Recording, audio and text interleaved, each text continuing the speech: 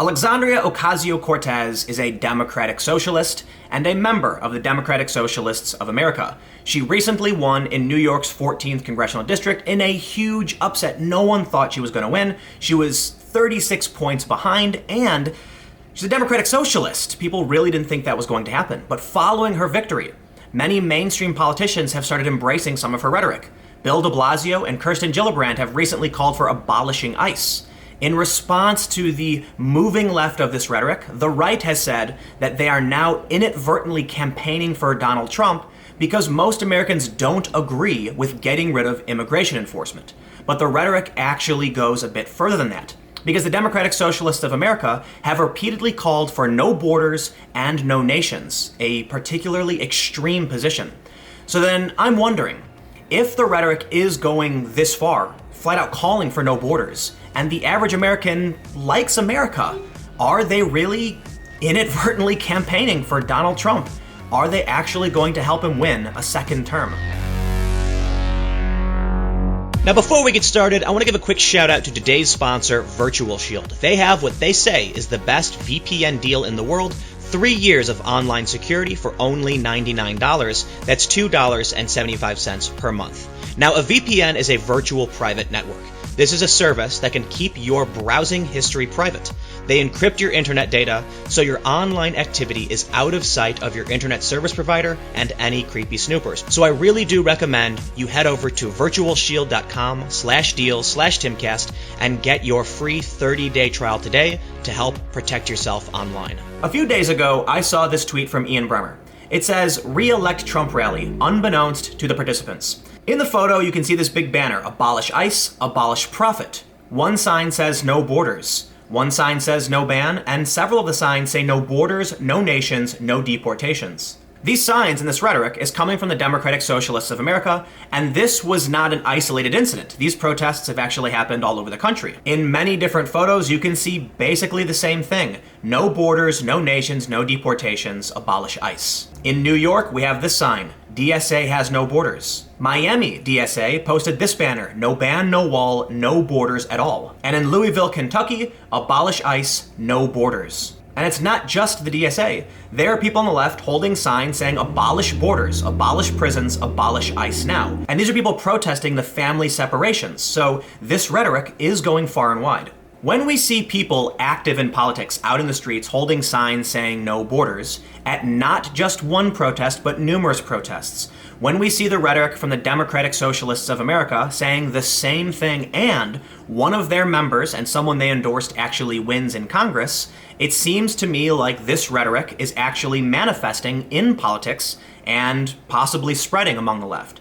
And it's not just my opinion. This story from CNN. The movement to abolish ICE is heating up and going mainstream. Calls to eliminate the Immigration and Customs Enforcement Agency, for years relegated to the far left corners of progressive activism, have been thrust this week into the mainstream of Democratic politics. Cracks in the dam became visible 10 days ago when a group of demonstrators confronted Homeland Security Secretary Kirsten Nielsen at a Mexican restaurant in Washington. They called for an end to the Trump administration policy that resulted in separating migrant families at the border and, as the rival protest heated up, began to chant, abolish ICE. It goes on to mention the victory of Alexandria Ocasio-Cortez and then says, 2 days after Ocasio-Cortez's primary, Kirsten Gillibrand became the first senator and potential 2020 candidate to announce her support for the agency's elimination.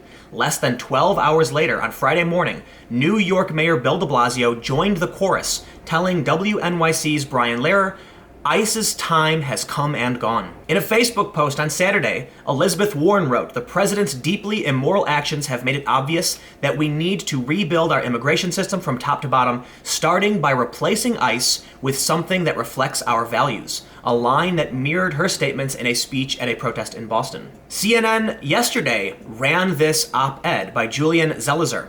Abolish ICE is a massive political mistake. On a Saturday, when Americans across the country took to the streets to protest President Donald Trump's hardline shift on immigration policy, more and more prominent Democrats, from Elizabeth Warren to Kirsten Gillibrand, used their voices to advocate for ending ICE as we know it. He says, according to a Pew Research Center poll, Democrats enjoyed a 14-point advantage in handling immigration before the family separation started.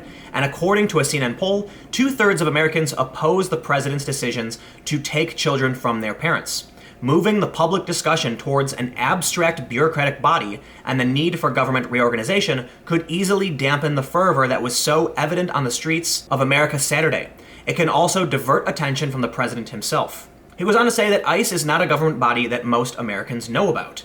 With Democrats attacking ICE, the administration has been given an opening to paint its opponents as extreme, radical, and a threat to national security. Even though we are long overdue for a rigorous debate over our immigration system, a call to abolish anything makes it sound as if the proponents want the entire system to go away. The op-ed is basically saying that they're shifting the debate away from where they're actually strongest. Talking about ending family separation, most people agree with that. But shifting to abolishing ICE is confusing for most people and, as he pointed out, makes it feel like these people want to end law enforcement, and it's a rather extreme position. So let's take a look at Gallup and see where Americans actually stand on the issue of immigration and illegal immigration. When asked about expanding the construction of a wall along the US-Mexico border, 24% strongly favor, 17% favor, 23% oppose, and 34% strongly oppose. The majority on this matter, though it's pretty divided, oppose building a border wall. When asked about granting citizenship to Dreamers, 40% strongly favor, 43% favor, and only 11 and 4% oppose. 83% of people polled believe that children who were brought here illegally should be given a chance to become US citizens if they meet certain requirements over a period of time. On the question of whether or not sanctuary cities should be banned, most people are in favor of banning sanctuary cities, and around 46% oppose, although it is a very divided number. Keep in mind, immigration and customs enforcement deals with internal matters of immigration and customs, and the customs and border protection deal with people entering or leaving the country. When asked if you had to choose what should be the main focus of the US government in dealing with the issue of illegal immigration, halting the flow of illegal immigrants, or deal with immigrants in the US illegally? In the latest poll in 2016, 45% feel that we should halt the flow of illegal immigrants, but 51% felt that we should deal with immigrants in the US illegally, in which case most Americans would probably prefer ICE over custom and border protection. So I have to wonder if the abolish ICE rhetoric could actually hurt the left in this matter. Now, it would seem that, for the most part, Americans are in favor of granting citizenship to illegal immigrants across the board. Although it's a relatively divided issue, the majority is on the side of creating a path to citizenship. So that could effectively hurt Donald Trump in his re-election campaign, should he run for one. But the question I have is, with the victory of Ocasio-Cortez, is it likely that the call for no borders from the DSA is going to have a negative impact on the left when it comes to the midterms this year? A lot of people have said that mainstream Democrats aren't calling for no borders, it's just the DSA. But with Ocasio-Cortez's victory, she is a mainstream Democrat. But we also saw this story from May of 2018. Keith Ellison sports "I Don't Believe in Borders" t-shirt. A video posted online Monday shows a Democratic Party leader wearing a t-shirt calling for an end to US borders while participating in a local May Day parade in Minnesota last Friday. Democratic National Committee Deputy Chair Keith Ellison wore a black shirt that read, "Yo no creo en fronteras," in English that translates to "I don't believe in borders." And not only that, this story from The Hill, ex-Clinton aide, 84% of Americans support turning undocumented immigrants over to authorities. Prominent Democratic pollster Mark Penn said on Thursday that a vast majority of Americans don't really support so-called sanctuary cities that shield immigrants in the country illegally from deportation. Penn, who served as chief strategist for Hillary Clinton's 2008 presidential campaign, revealed that 84% of Americans favor turning undocumented immigrants over to federal agents. So then maybe Ocasio-Cortez's win was a fluke. Maybe she's not representative of most Americans, and if that is the case, then embracing her rhetoric could spell trouble for the Democrats in the midterm election. This story from the New York Post: most voters stayed home for stunning Alexandria Ocasio-Cortez win. It says, even in the most competitive races Tuesday, more than 80% of eligible voters stayed home. In the race that caused an earthquake in the Democratic Party, 28-year-old newcomer Alexandria Ocasio-Cortez upset longtime Rep. Joe Crowley 57% to 42%. But only about 13% of registered Democrats turned out to vote in the 14th congressional district that takes parts of Queens and the Bronx, according to a preliminary City of Board elections tally. There are 214,750 active registered Democratic voters in the district. Only 27,744 voted, and Ocasio-Cortez won by more than 4,000 votes. In a district of 700,000 people, only 27,000 people voted. That is extreme voter apathy. So it's kind of shocking to see that although she did win, it is a small minority that ended up voting for her. In fact, only around 13% came out to vote in the first place. In the last primary that Joe Crowley was in, he was uncontested. So it is hard to say if this is good or bad. But what we can say is most people did not vote. And of the people who did vote, 52% voted for Ocasio-Cortez.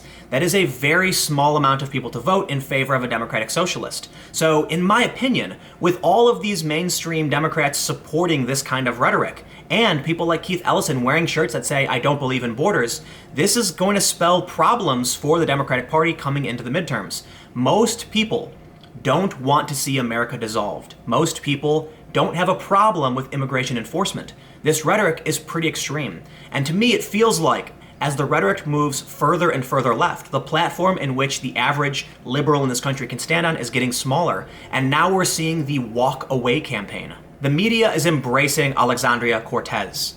But I have to imagine that Americans have pride. They have cultural identity. So even if there is sound policy coming from the DSA, they're going to be concerned about people who are calling for no borders.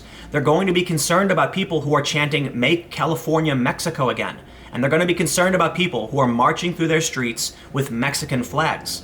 People in this country, they like America overwhelmingly. So I have to wonder what will happen if this rhetoric continues. But let me know what you think in the comments below, and we'll keep the conversation going. Stay tuned. New videos every day at 4 p.m. You can follow me on Twitter at Timcast.